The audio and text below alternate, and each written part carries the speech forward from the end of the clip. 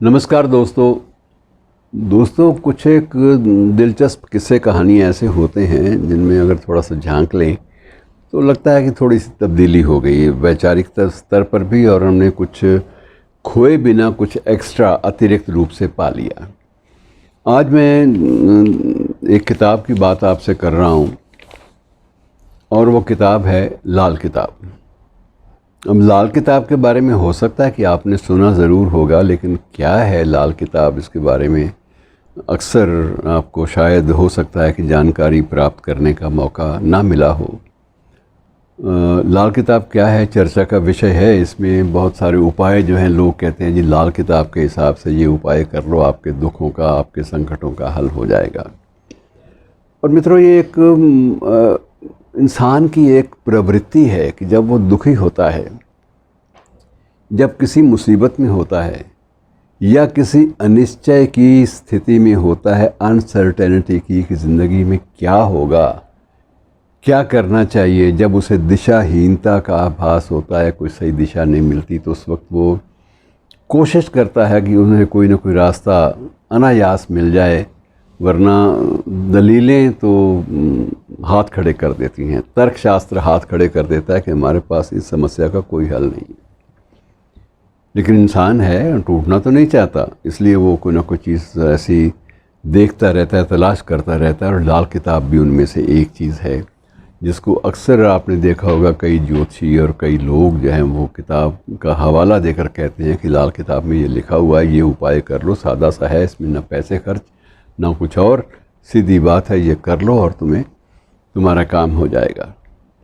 और ये एक अजीब बात है कि लोगों के काम हो भी जाते हैं, कईयों के बहुत हो जाते हैं, बिल्कुल ठीक ठाक हो जाते हैं, लेकिन सबके होते हुए ऐसा भी कोई प्रमाण नहीं है कि जिसने लाल किताब की जो राय है, मशवरा है, जो परामर्श है, वो मान लिया और उसके सारे काम हो गए। ये भी ऐसा प्रमाण भी नहीं मिलता। बहरहाल ज़िंदगी है, इसमें बहुत सारी चीज़ें सामने आएंगी, लेकिन एक दिलचस्प बात यह है, इस किताब के बारे में थोड़ी जानकारी वो ज़्यादा दिलचस्प है। कहते हैं मित्रों कि ये विद्या लाल किताब वाली, इसका नाम पहले अरुण संहिता था। अरुण भी लाल रंग का ही प्रतीक है। अरुण संहिता, जैसे भृगु संहिता है, भृगु संहिता के बारे में फिर कभी बात करेंगे। अरुण संहिता इसका नाम था। और ये अरुण संहिता नाम इसलिए था कि सूर्य का एक सारथी था जो रथ वाहक था सूर्य का, उसका नाम अरुण था। हमेशा ज्योति पर सवार रहता था। ज्योति के रथ को हाँकना, सूर्य के रथ को हाँकना बहुत बड़ी बात होती है, सूर्य का सारथी होना। और उसको पूरी तरह से अंदर से ये प्रकाश हो गया कि संसार में ये चीज़ ऐसे होने वाली है और ये चीज़ ऐसे करेंगे तो ये ऐसे हो जाएगी। और उसने इसी बात को आधार बनाकर एक पूरी की पूरी पुस्तक रच डाली, उसका नाम था अरुण संहिता। और अरुण संहिता मित्रों, रावण ने सूर्य से प्राप्त की। रावण ने सूर्य पर हमला किया और सूर्य के सारथी के पास रावण को पता चला कि इसके पास किताब है, सारे उपाय हैं, हो सकता है कि मेरे भी कुछ काम आ जाए। इसलिए वो अरुण सारथी से वो किताब छीन ली और किताब छीन के रावण अपनी दुनिया में, लंका की दुनिया में लौट आया। और उसके बाद जब रावण समाप्त हुआ, लंका दहन हो गया, तो उसके बाद ये किताब एक खाड़ी देशों में एक स्थान है, आद नाम का स्थान है, तो आद उस जगह पे ये किताब पहुंच गई। कैसे पहुंची इस बात का कोई विवरण नहीं मिलता।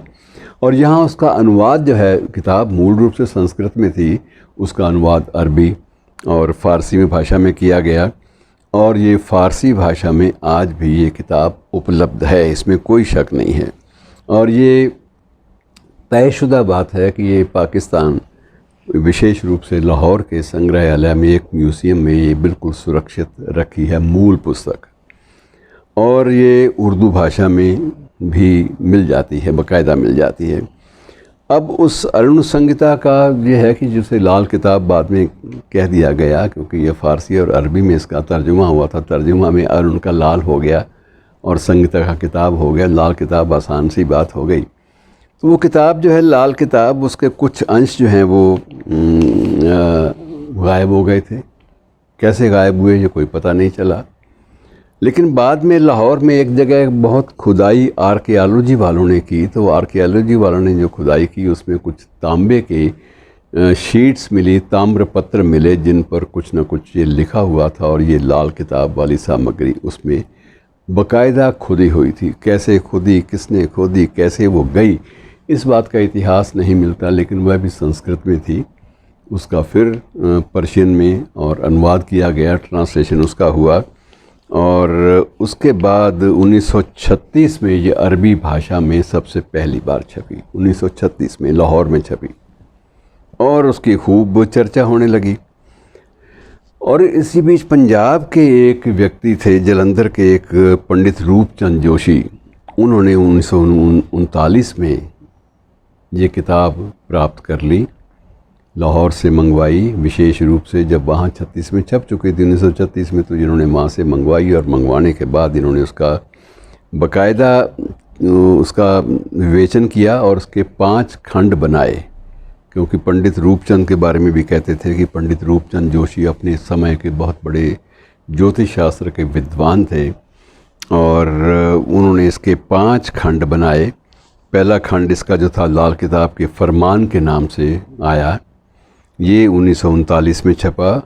दूसरी जो एडिशन था वो लाल किताब के अरमान के नाम से आया, ये अगले वर्ष 1940 में छपा। और फिर गुटके के रूप में भी इसका नामकरण लाल किताब गुटका पड़ गया। वो गुटके की शक्ल में थी, लेकिन काफ़ी मोटी होती थी। ये 1941 में साल के बाद वो पंडित जी काम करते रहे। और लाल किताब मूल रूप से टोटल सिर्फ लाल किताब के नाम से ये पहली बार 1942 में छपी और फिर 1952 में छपी। तो ये इसके 5 संस्करण जो हैं ये छपे, लेकिन हर भाग इंडिपेंडेंट रूप में, स्वतंत्र रूप में अपने आप में पूरा है। कोई अधूरापन उसमें पंडित रूपचंद जोशी ने नहीं छोड़ा।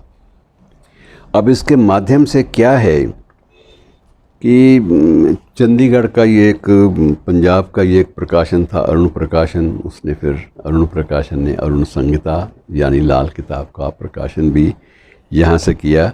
और इसकी कुछ विशेषताएं हैं। विशेषता सबसे पहली बात ये मानी जाती है इस किताब की कि ये ज्योतिष विद्या की एक बिल्कुल स्वतंत्र, मौलिक और लीक से हटकर मौलिक सिद्धांतों पर आधारित कविता है, अनोखी पुस्तक है।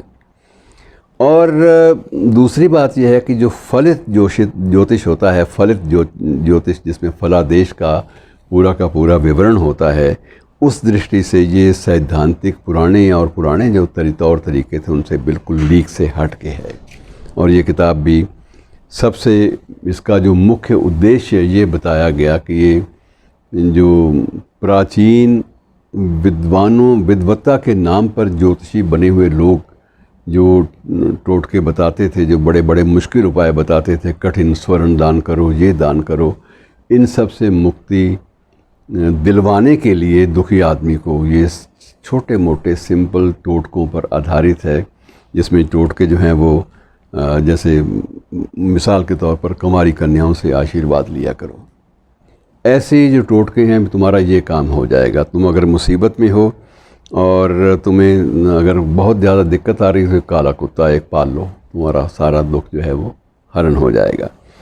ऐसे ही है कि जैसे कुछ अन्न और कुछ सिक्के पानी में बहा दो, तुम्हारा काम हो जाएगा।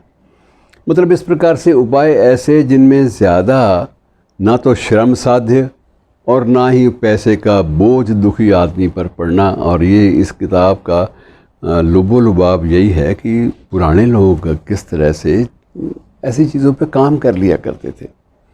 उद्देश्य उनका एक ही होता था कि जो दुखी आदमी है इसको यार और दुखी नहीं होने देना। दुखी आदमी दुख का अपना मदावा के लिए, दुख के समाधान के लिए आया है, तो उसका कुछ ना कुछ उसको समाधान दो, ज़्यादा अच्छा रहेगा। तो मित्रों, ऐसी किताब की चर्चा आपसे की, थोड़ी सी बातें बांट ली, और आप भी उसका विज्ञापन कहीं ना कहीं पढ़ते होंगे, तो बहुत ज़्यादा गुमराह भी ना होइए, बहुत ज़्यादा उन बातों पर टिकिए भी नहीं। लेकिन कोई भी चीज़ नई सामने आए तो उसकी बारीकी में जाना अच्छा होता है। शुक्रिया दोस्तों।